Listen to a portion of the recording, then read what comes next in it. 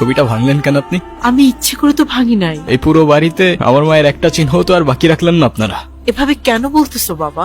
তুমি তোমার মায়ের সঙ্গে এভাবে কথা বলছো কেন? মা? কে মা? আপনি আমার মা।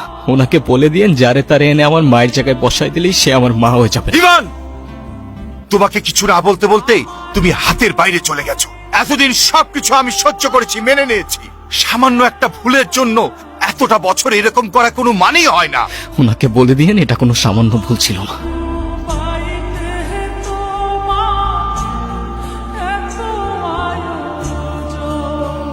এখনই তো অ্যাক্সিডেন্টটা হয়ে যেত, তারপর দোষটা হইতো আমার। আরে আজও এখনো দাঁড়ায় আছেন কেন? সরেন। সরি। নাম কি? নূপুর। এভাবে একা রাস্তায় দাঁড়িয়ে আছেন কেন? কোনো সমস্যা? আপনি কোন দিকে যাচ্ছেন? আপনি কোথায় যাচ্ছেন? রূপগঞ্জে। আপনি চাইলে আমি আপনাকে ড্রপ করে দিতে পারি।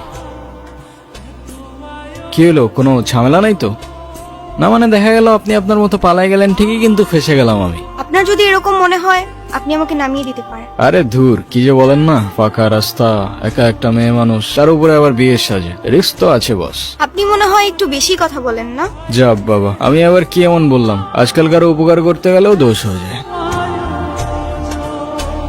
আপনাকে ধন্যবাদ বলে ছোট করব না। আপনি সত্যি আমার অনেক বড় উপকার করলেন। আচ্ছা, আপনি এখান থেকে তাহলে কোথায় যাবেন? আমার একটা ফ্রেন্ড আসবে, আপনি তাহলে যান। হ্যাঁ,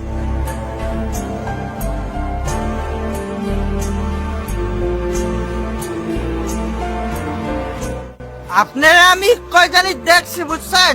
ও মনে পড়ছে, আপনারা আমি টিভিতে দেখছি, টিভিতে। চলেন, আমার মা দেখলে আপনারা মেলা খুশি হবে। চলেন। ওই, সমস্যা কি তোর? ওনার ডিস্টার্ব করতেছিস কেন? কেরে কেরে তুই আমার কলার ধরছিস কেরে? এইটা আপনার ফ্রেন্ড, ওর জন্য আসছিলেন? না, উনি আমাকে অনেকক্ষণ ধরে বিরক্ত করতেছে। এই বউ, এটা কে? ওই, কি লাগে ও তোর? আভা, আভা, উনি আমার আভা হয়। হ্যাঁ, মেয়ে দেখলে মাথা ঠিক থাকে না, না? বিরক্ত করতেছিলি কেন?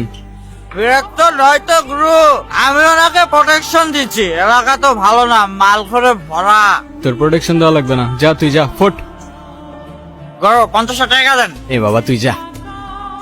আপনি আবার এদিকে একা একা চলে আসছেন কেন? আপনার ফ্রেন্ড আসে নাই? আপনিও কি ফলো করতেছেন আমাকে? হ্যাঁ, আমিও ফলো করতেছি আপনাকে। নেন। সরি, আসলে আমার একদমই খেয়াল ছিল না। একটা কল করা যাবে? হ্যালো, আমি নূপুর। তোমার নাম্বার কি হয়েছে?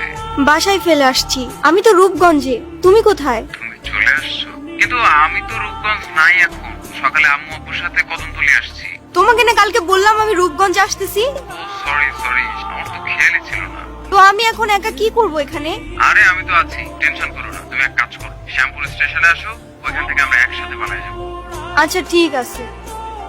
আপনি কি আমাকে একটু শ্যামপুর স্টেশনে পৌঁছে দিতে পারবেন? ওকে, চলেন। ঠিক আছে তাহলে, আই গেস আমাদের জার্নি এখানেই শেষ। আচ্ছা, আপনার বয়ফ্রেন্ড কই? আসে নাই?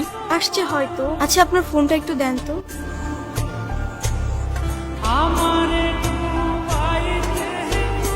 হ্যালো, কি হয়েছে, তুমি কল ধরতেছো না কেন?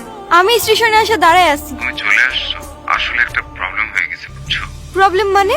আসলে দেখো, বাসায় সব জানাইছি। আম্মু বলতেছে যে মেয়ের বাপ মায়ের পরিচয়টাই নাই, সেই মেয়ের আমি ঘরে তুলতে পারবো না।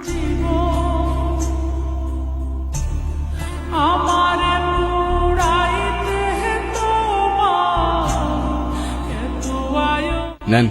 শহরের মানুষগুলোর জন্য রান্না করে লাভ নাই। আজকাল মানুষের 2 দিনে ভালোবাসা হয়, 3 দিনে পালাই গিয়ে 4 দিনে ডিভোর্স হয়ে যায়। আপনার তো তাও ভাগ্য ভালো, আগেই কাহিনী শেষ। আচ্ছা, আমার সাথে বারবার কেন এমন ভাবে বলতে পারেন? সে যেহেতু আসে নাই, আপনি বাসায় ফিরে যান।